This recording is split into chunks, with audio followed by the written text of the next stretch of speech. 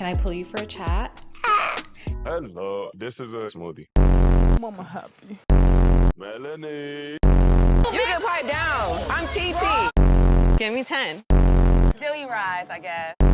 He's a grown man, baby. I get a kiss. If I had multiple kids. How they managed for something like this for 50 days though?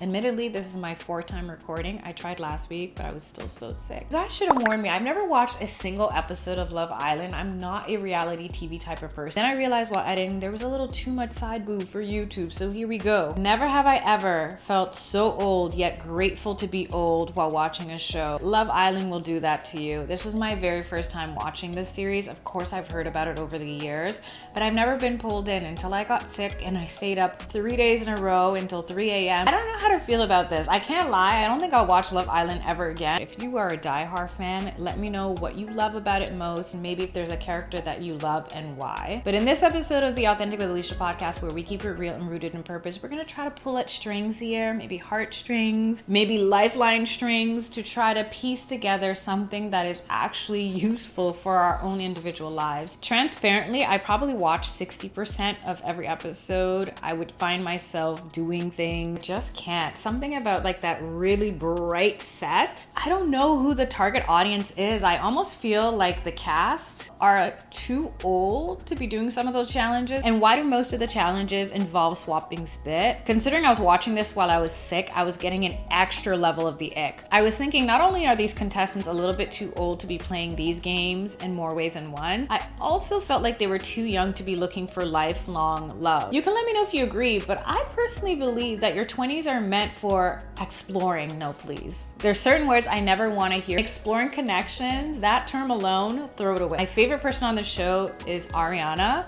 but I was very perplexed why she always referred to them as boys and girls. Because they're grown. I mean, I don't know. If you're like me and some words kind of just didn't really quite sit right with you, let me know what they were below, because there's quite a long list there. You know, one line I really do love: the prize is not being picked, the prize is being respected. That's a major bar. But then again, it came from the person who kept saying, give me 10, give me 10, give me 10. And of course, another classic that's blown up over on TikTok is, you can pipe down, I'm TT. You can pipe down. You can pipe down. I'm TT. Bitch, I don't know you. What an introduction, if there was ever one. Do love Anaya's I Fear. As per usual, what we like to do over here with my Patreon podcast is share some major keys. So in this episode, I got 3. We are starting off with one that is very specific to this month's theme, which is Disability Pride Month, or what I like to call Disability Awareness Month. Put a pin in that one. Besides being sickly, the real reason why I decided to indulge in this season, because I heard Bea was going to be part of it. And as you may know, she's part of the disabled community. She's actually a medalist from the Pan Am Games. I actually volunteered when they were here in Toronto. When I heard that, bing, bing, bing, little alarms went off, and I was super hyped to see the representation. That's a word they use a little too much if you ask me. It did remind me of the importance, though, of showing and demonstrating and exemplifying different lived experiences. As you may know, I wasn't born blind. If you didn't know, whoa. Every time I tell someone, even up until last week when I was in the elevator, the guy's like, I don't know why it's assumed that people who have a disability at a younger age were just born that way. To see Bea being her beautiful self and unapologetically herself, and sometimes rubbing people slightly the wrong way, she was a little too harsh with Melanie. She was the resident crier in the villa. Like, they brought her in to cry. Her being cast away off the island pretty early wasn't a surprise to me, because honestly, I didn't expect people to vouch for her. I do believe a vote for one is a vote against something else.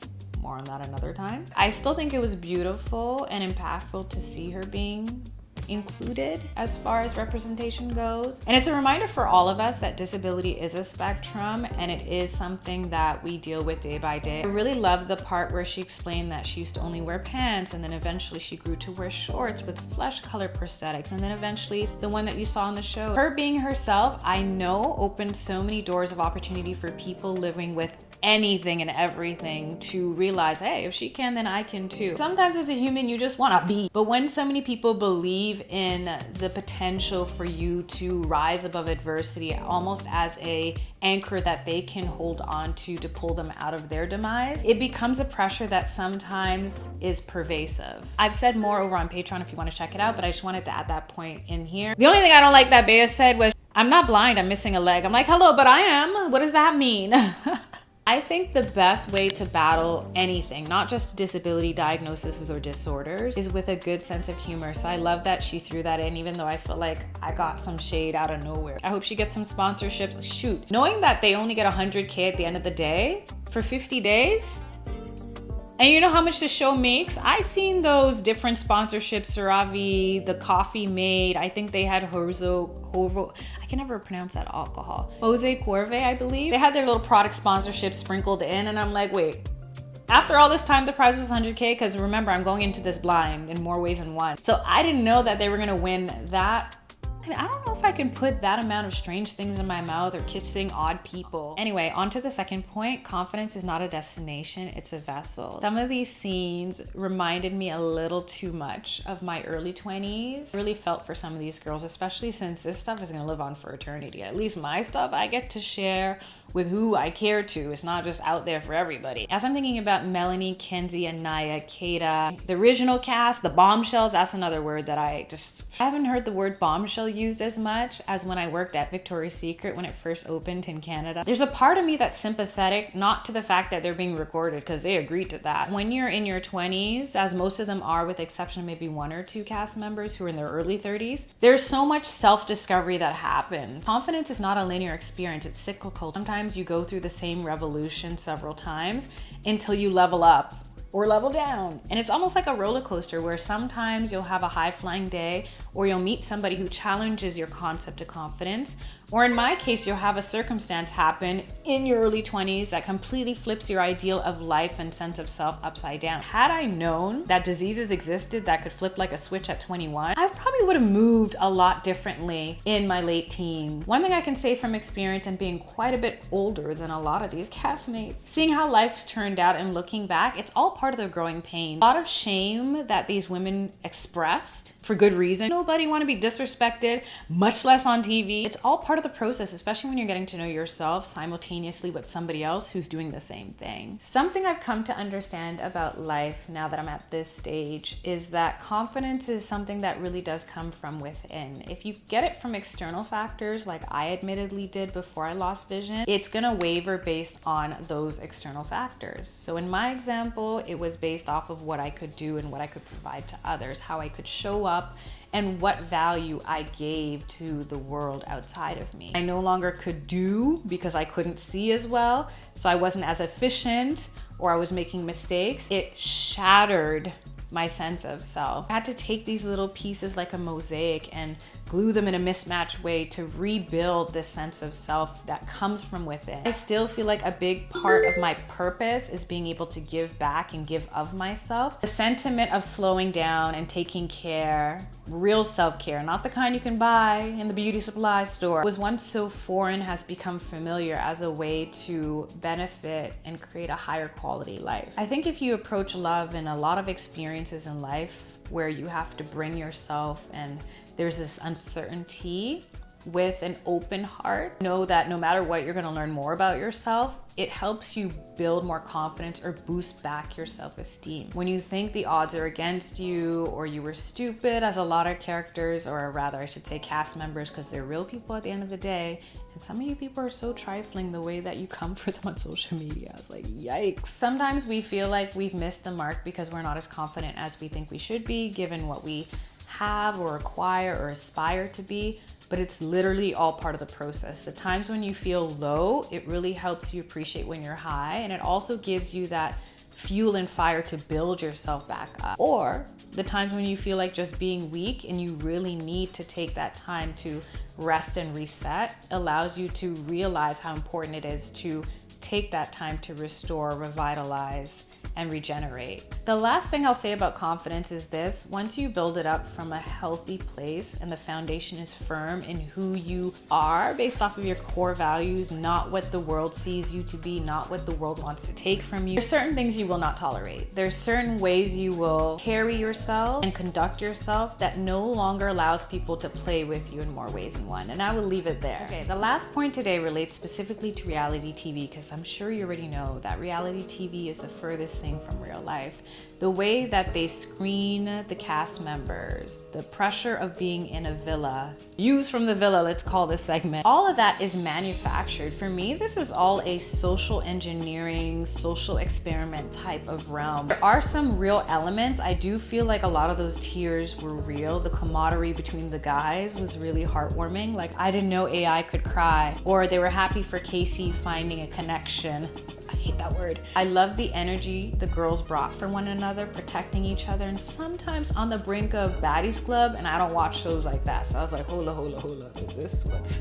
I already didn't know what I was signing up for. Like when Megan Thee Stallion came on, I'm like, wow, this show really does have a big budget. At the end of the day, it's entertainment. They specifically choose these cast members whose characteristics and chemistry are gonna make for good TV. And I honestly think, you can let me know if you disagree, that all these plot lines were performative. Do I believe that a lot of things were intentionally left on the editing floor? Yes. Do I believe that some of the producers did these people dirty? Absolutely. So when people go after the cast members during and since, because there's been so much drama in the TikTok streets and the way people are going after people on their Instagram pages, I swear, we can't be going through a recession if you have the time to go on somebody else's page. I'm TT.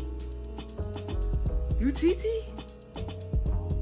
You know who with the Queen of New Hampshire and the Princess of the Villa? They run that shit. In this economy, no. Ain't no way. The vitriol viewers have for some people is always off-putting, because it's like, would you be comfortable just stopping someone on the street and saying what you said? Social media is not a real place. I almost wanted to go down the rabbit hole of life imitating art with the I'm not lustful debate out there. So instead, I wanted to just end off with this, that this is at the end of the day entertainment. Millions of dollars are being exchanged. Pockets are being fattened. Bags are getting bigger off of this. I'm speaking for I ain't gonna y'all. lie, I forgot the question. First of all, I can speak if I want to speak.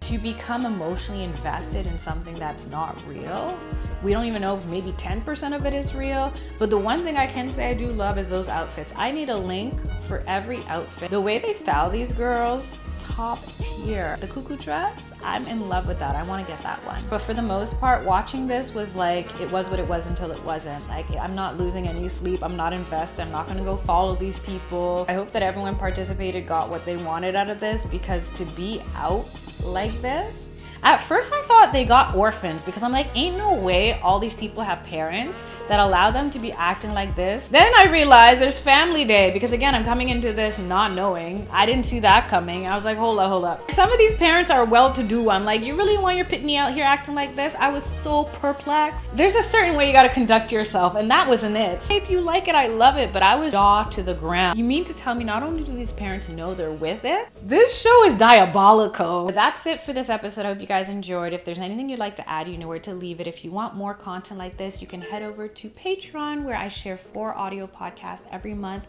on topics that are inspired by a monthly theme. And we are gonna have an exciting time for August, because I already know next month's video is gonna be about meta glasses. I'm big on tech and tools that help visually impaired people, but the way the creepy men have been giving meta glasses a bad rep, we need to talk about it. So stay tuned for that. And until next time, stay blessed, stay authentic.